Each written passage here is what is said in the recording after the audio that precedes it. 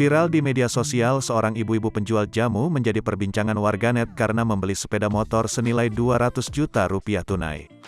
Hal itu terungkap dan diunggah oleh akun @andreli_48 di media sosial Instagram pada Sabtu, tanggal 30 April tahun 2022.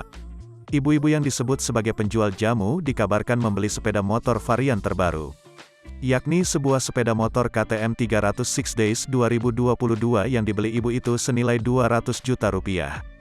Hebatnya, si ibu dapat membeli lunas sepeda motor yang digandrungi kaum lelaki itu secara tunai. Dalam rekaman video tersebut, dengan tampilan sederhana, ibu itu tampak memperhatikan sepeda motor dengan seksama. Lalu tak lama kemudian, sepeda motor dibawa ke dalam mobil pick-up untuk diantarkan ke rumah ibu tersebut. Usut punya usut, menurut keterangan sepeda motor trail itu akan diberikan kepada anak laki-lakinya.